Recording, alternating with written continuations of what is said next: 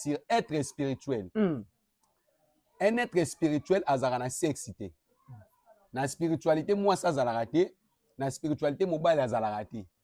C'est-à-dire pour na o découvrir que o aza mobile to o aza mwasi eza passe. Merci beaucoup l'homme de Dieu. Pour na ngai mari et femme de nuit. La première des choses ton na qui apôtre Bola, l'homme de Dieu que j'aime beaucoup, que je le respecte vraiment. Okay. Zamba pambola ye na yebi ke Holanda ngai bisika zali. Lorsque na yokaki na tali na seki parce que phénomène mari et femme de nuit en réalité ça n'existe pas. Donc tu vas dire ko la banoko sabiso dragon. Qui dragon azalaka akana 4 makolo atambola ka boaka en moto. Mais tant que tu es au kola, on a compris que dragon atikala jamais peut exister.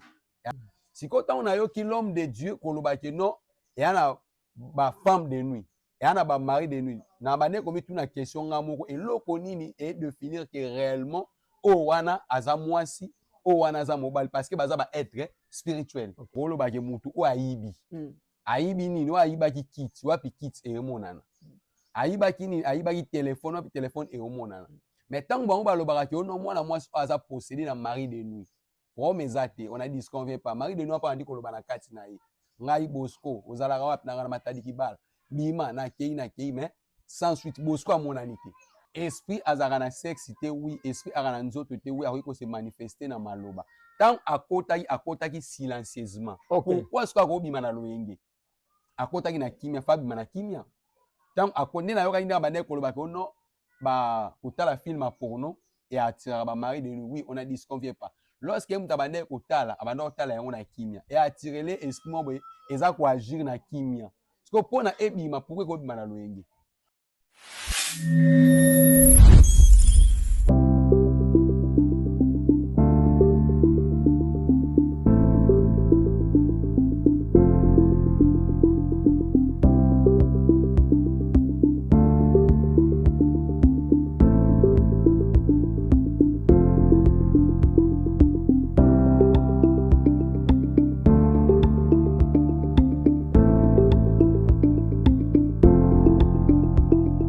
Shalom na bino nyonso oyo bozolanda biso na émission Tolobela Yango. Émission Tolobela Yango boyebi bien ezalaka toujours présenté par les pasteurs Flamme d'Angola. Na caméra tozali na Bron Josué Liwanda grâce na yende bozolanda ba image impeccable oyo. Tozoyebisa bino à tout moment bo s'abonner na chaîne na bino ya kitoko Maîtrisable TV News. Ezali chaîne oyo eye na innovation ya sika mopepe ya sika. Tant bazo tanga ba chaîne na mboka na biso bazo banana na Maîtrisable TV News. Ezali chaîne ezo yamba batu nyonso non confondu. Sorolingi obenga ba numéro ezali wana pona oleka na émission. Lelo na yambi un prophète Gédéon Lukoki na présenté déjà hier prophète Gédéon Lukoki na yende vraiment tozolobela o etali dona na domaine ya mari de nuit na femme de nuit. Donc aye lelo pona ya alobi ayeka a contredire émission ya la fois passée oyo apôtre Bola Shongo aleka ki alobi azana ba argument oyo apôtre Bola alobaki na ba hérésie. Donc pendant tout au long ya émission na koyamba ye boza la brancher bo partager émission pe bo s'abonner et ça peut na un prophète Esdras na bandal azolanda biso alobaki ke apôtre alobi ba bilo musuma lamu misusu atenga miyende tozana émission na semaine prochaine. José Luanda pour Fongola Plateau na yamba invité nangai. Bonjour prophète Gédéon Lukoki. Oui, bonjour mon pasteur, bonjour révérend, bonjour Kinshasa. Bonne santé. Ouais, nzamba osalangulu na binope. OK, nzamba osalangulu, bonne église enkolo. Nzamba osunga toza pena ko évoluer. Kombo ya église eza nini eza na veni nini? Melcave ministère de délivrance du captif, toi na Yolo Nord. Yolo Nord na veni Baoum. Numéro 8. Numéro 8. Yomo nous a pasteur visionnaire. Ouais, ngamondi na pasteur visionnaire titulaire. OK, merci prophète Gédéon Lukoki. Première question ngezali tozolobela mari na femme de nuit pona yo mari de nuit na femme de nuit au juste baza banani. Merci beaucoup l'homme de Dieu. Pona ngai mari et femme de nuit. La première des choses ton na qui apôtre Bola, l'homme de Dieu que j'aime beaucoup, que je le respecte vraiment. Okay. Zamba pambola ye na yebi ke Holanda ngai bisika zali. Lorsque na yoka ki na tali na seki parce que phénomène mari et femme de nuit en réalité ça n'existe pas. Ah bon? Oui, phénomène mari et femme de nuit, ça n'existe pas. Et alors là, Pablo montre le baraba illusion. Ok. Dans ton année au cours là, banoko sabiso dragon. Qui dragon azalaka, à la 4e makolo, à tambola boire à moto. Mais tant que tu es au cours là, on a compris que le dragon n'a jamais pu exister. Et c'était illusion mon boé, au moto a créé à côté de mon esprit. Et à peine on a phénomène mari et femme de nuit, ça illusion, bah tu as combat spirituel. Bah ton ministère bah délivrance bah créer bah côté de son esprit. Tu vois un peu. Okay. Parce que si on a une fongola moi mouké sur être spirituel. Un être spirituel a une sexité. La spiritualité moi ça a raté, la spiritualité mobile a raté. C'est-à-dire pour na o découvrir que o aza mobile to o aza moi si eza passe. Si quand on a yo ki l'homme de Dieu koloba ke non et ana ba femme de nuit et ana ba mari de nuit. Na ba ne komi tout na question nga moko et loko nini est définir que réellement o wana aza moi si o wana aza mobile parce que baza ba être spirituel. Okay. C'est un peu ça. Voilà, prophète Esdras Nabandan, prophète Chancelier Lema, prophète Isaac Mabonzo, prophète Moïse Mungimba, prophète Obozola Nangai, apôtre Idi Amine, Binomo Bozomona. Est-ce qu'on découvrir, qu'on talise bateau réellement, n'est-ce pas que Marie de nuit existe, mais tout le monde va pasteur rebellé.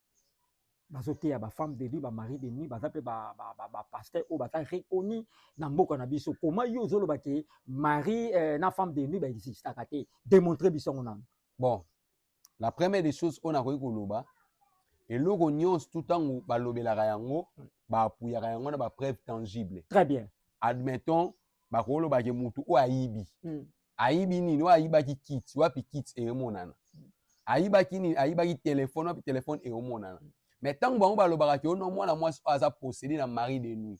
Pour mes athées, on a dit ce qu'on vient pas. Mari de nuit, pas dit qu'on le bana katinaï. Ngai Bosco, aux alarabes, n'a matadi qui bal. Bima, na kei, mais sans suite, Bosco à mon anité. Parce qu'on demande, Bosco, on va dire qu'on le bana katinaï wana. Et ça, imagination na bango, to réellement, pena Bosco n'a rien à katinaï.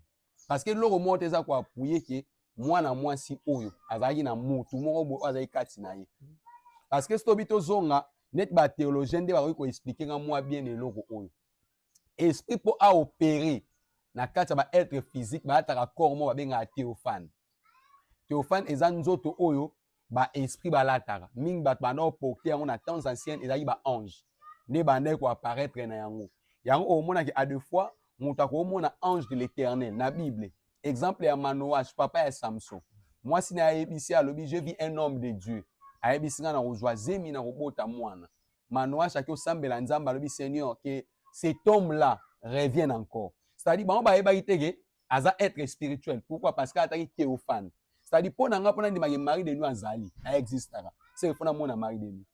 Fona mona femme de nuit. OK, prophète, surtout dans la Bible. La Bible oyo te yaka Bible lobi ce qui est esprit est esprit. Ouais, kotaka na molimo et bima peka na molimo jamais. Ma mari de nuit c'est un esprit. Oui, kota na esprit, et bima charnellement bo été fait bima peka na esprit. Mais kako expliquer biso awa. Bon. Tant et kota na esprit oui. Mais il ne jamais coopérer dans la physique parce que tu le ce qui est esprit est esprit. Oui. C'est ce que dit la Bible. Ouais. Okay. Il faut opérer kaka na la spiritualité et aucun jamais coopérer dans la physique naïe. Mais tant que robime et bima peka na molimo. Tant et kota et mona na kité yoka na kité. So et robime yoka na mona na koma. Non mais esprit pe lobaka. Esprit que le banakati na monto parce que esprit ezaka na sexité ezaka na nzoto te mais esprit que peut se manifester na maloba prophète Gédéon. Esprit azaka na sexité oui, esprit azaka na nzoto te oui, ako se manifester na maloba. Tant akotaki silencieusement. Okay. Pourquoi est-ce qu'on bima na loyenge? Akotaki na kimia fabi na kimia. Tant akonde na yoka inda bande koloba ko non ba kotala film porno et attirer ba mari de lui oui, on a dit ce qu'on vient pas. Lorsque vous avez kotala abanda kotala yango na kimia et attirer les esprits mo boye eza ko agir na kimia. Parce que pona ebima pourquoi ko bima na loyenge? Il faut peka ebima, c'est-à-dire ndenge on lobi que ce qui est esprit et de l'esprit, c'est-à-dire nga pona ngai si réellement mari de nuit, femme de nuit ba existera, c'est que ça va être mo ba opérer na spiritualité. C'est que ba koki jamais ko se matérialiser parce que ça va se matérialiser et c'est nga pas mon anami so abat. mais bamonanaka te. C'est-à-dire eza enseignement moko oyo mpo na ngai nalobaka eza illusion moko oyo pena soki nzambe aosala biso ngolu ifo bato oyo bakambaka baministère surtout bato bafandaka na croyance wana bameka mwa mpe kobongisa enseignement wana ekozala pena malamu mingi. Net admettons un jour nande kosala débat na l'homme de Dieu moko alobi natali pasteur moko asimbi mutu libende bibi na lokola mutu wana na simbi mutu libundu bibi na lokola atonga siko bakotaki ndenge nini ngai bise bakotaki na esprit ayebisi nga oui mais fa babima na esprit babimi matériel ndenge nini. C'est comme que quelque part donc on a contredit Bible. Bon, qu'on contredit Bible c'est trop dire mais ça par rapport à enseignement na ye. C'est-à-dire pour na ye aondimisa maki loko ekoti na esprit parce que belo ebotami na molimo ekotikala ya molimo. O ebotami na nzoto ekotikala ya nzoto. C'est-à-dire pour na ngai mari ou femme de nuit baza ba être spirituel. Na boyi bango te baza ba démon ba existara mais pour na ngai ndenge apôtre bande koloba que non baza bato bafandaka na kati ya bato ba opéraka ba agissaka ba pesaka ba caractère pour na ngai c'est faux et archi faux. Ok, prophète Gédéon Lokoki tozolanda yo apôtre Bola Shongo ba contredire maloba oyo lobaki ba contredire maloba oyo lobaki question na ngai eza boye apôtre pardon prophète Gédéon Lokoki question eza boye na lobi est-ce que na maloba mari de nuit pas kokota ou femme de nuit na maloba mari de nuit to femme de nuit kokota na maloba c'est faux et archi faux. Démontrer biso en gros pourquoi. Bon. Oyo soki nalobela sur ba porte ya mari de nuit to femme de nuit et ba porte mo boye oyo apôtre alobaki yango te ndeza ba porte. Eza ba porte te. Oui. Oyo alobaki eza ba nini? Et ba porte te. Oyo alobaki po na nga na rolo ba susu bien eza ba illusion. Moko oyo bata ba délivrance ba salelaka. C'est-à-dire eza pratiquement impossible moto ota la film pornographique sikoyo esprit wana ya mari to femme de nuit ezwa accès au kota na kati ya na moyen ya film eza pratiquement impossible. C'est-à-dire po na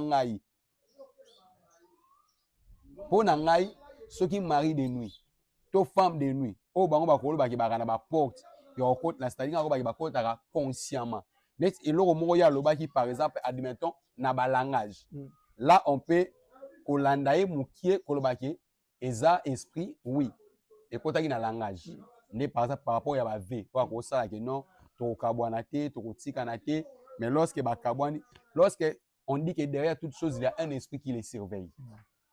OK, derrière toute chose il y a un esprit qui les surveille, c'est-à-dire ça un esprit où est surveillé yango de peut-être tokolobaki eza ligne de porte mais kolobaki eza film porno eza habillement eza faux et archi faux.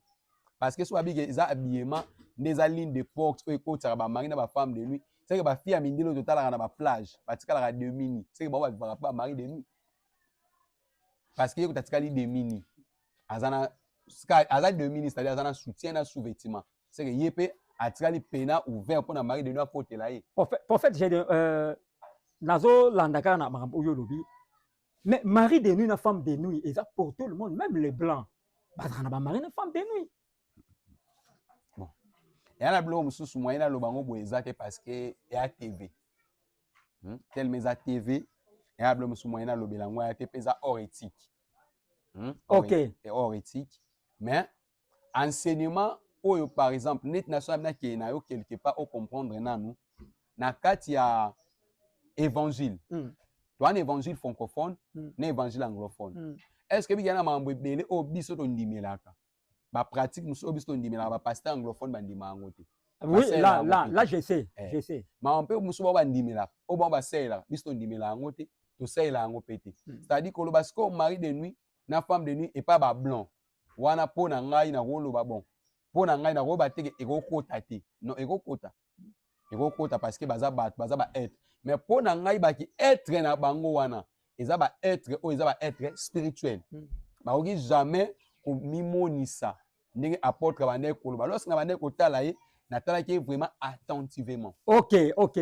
Que ono ba pesaka basi ba caractère eza par rapport à éducation l'autre moment ko c'est la maramu nyonso bandoki yebisanga admettons na peso exemple moko une sœur ana 4 to 5 relations mibala zo gérer mais ensemble na nzambe na bala nzambe azoba te aobalise nani parce que par là tant aotala émission alobi aseke mari de nuit nde asalaka ke na gérer 4 to 5 mibali non ya mari de nuit te eza éducation oyo azoporte nde esalaki avivre bongo c'est-à-dire onga na koki koloba eza ke mari to femme de nuit oyo toki koretenir baza baêtre mais pour moi ce sont des êtres spirituels et na baêtre spirituel na bango wana basukaka entre baêtre spirituel c'est-à-dire base matérialisaka te mpe bamonanaka te na miso ya bato c'est un peu so nakoki koloba. Ok, merci. Est-ce que oyebi Aminata aza nani? Bon kombo ya Aminata à part koyoka yango pa apôtre Bolia ya kombo nayokaka comme nom propre oyo nayokaka pa basœur Aminata, sœur Judith, sœur Sarah. Aza sirène te? Bon eya pratiquement nakoki koloba te ke eza kombo ya sirène parce que nano afréquenta basirène te nakoki jamais kolobaki ya kombo ya sirène parce que kombo ya Aminata oyo nga nayebi eya kombo ya sœur nde nauti oloba sœur Sarah, sœur Judith, sœur Aminata. C'est un peu ça.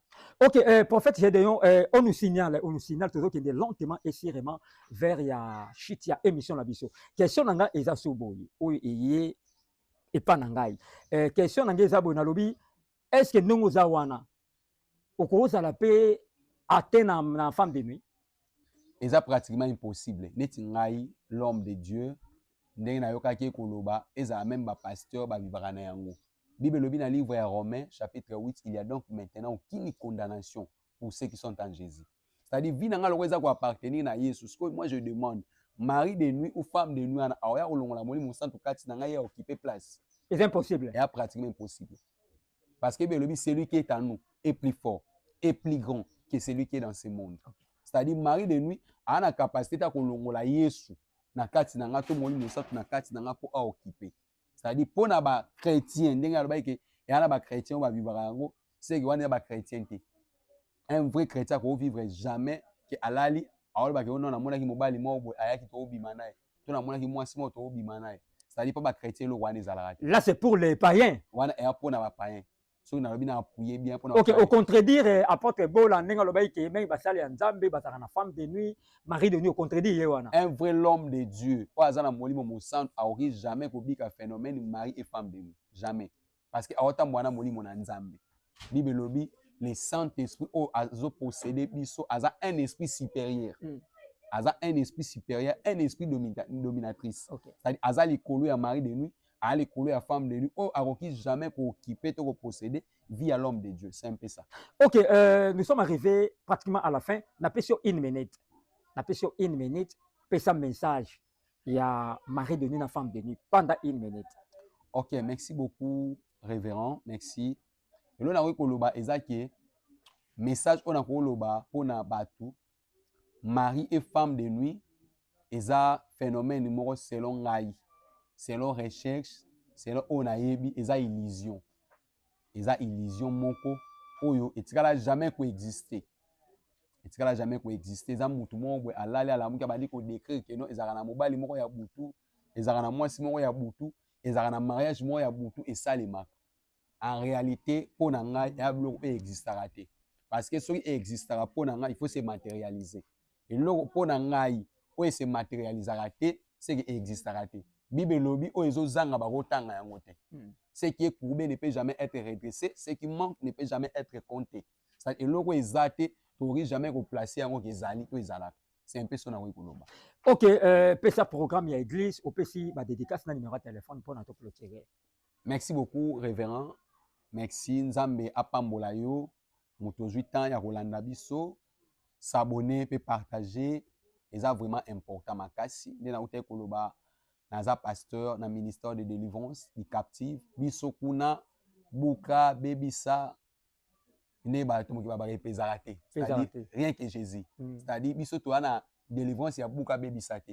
Biso na délivrance ya kozwa penser à moto kolongola yango ami longwa kozala captive ke nga na lokama. Biso pene ko simba te. Biso pena mekotali c'est que nous avons un Dieu qui est au-dessus de tout. Amen. Nous avons un Dieu o aleki buka, o aleki bebisa, o aleki tumba. Parce que Belobi, il a réussi les noms au-dessus de tous les noms. C'est un peu ça. Tout ça, mais là, chaque mardi, vendredi, de 17h à 19h, puis dimanche, tu as une grande culte de louange, na adoration, tu as 8h, ti 11h. Numéro de téléphone, ils appellent plus 243 84 96 448. Pamboli, bana nzambe nyonso na musika pe na pembeni, oyo bozolanda biso, sikoyo, boza en direct, nzambe ya lola, El Shaddai, Yeshua, Jehovah Dieu, apambola bino nyonso. Na pesi mbote na prophète Mike Mwamba, un frère pour moi, nzambe apambola yo, nzambe apambola révérend Dadi Efolote, nzambe Didier apambola, Folote. nzambe apambola pasteur Grace Mandai, nzambe ya lola apambola est na biso ya Congo, nzambe atia kimia yango losambo na biso ya chaque jour, nzambe o abengami Jehovah Shalom, un Dieu de paix, atia kimia na est na biso. C'est un peu ça, nzambe apambola biso. Voilà, merci prophète Gédéon Lukoki. On dit que yamba une émission ya Tolobela Yango. Voilà, nous sommes arrivés à la fin. Namitro, c'était votre humble journaliste, le pasteur Flamme d'Angola. Na caméra tozala ki na frère Nabiso Josué Bron Luanda. Na pesimbote na maître Jules Consolata, maître Idi Amine Linzoke, maître Kambeze, maître Daniel Tumba, maître Grace Labila, maître Stani Senga, Obazali ba avocat ya maîtrisable TV News. Na pesimbote na Blessing Casimiro de la presse na France. Bakou de chapeau, Adi Coiffure, Maman Joëla Flajo, bébé Joyeuse, Kokekumba, et sans oublier Miradi, Cédric, évangéliste Cédric Makela, l'homme valable, Zambe Apambolabino, ciao.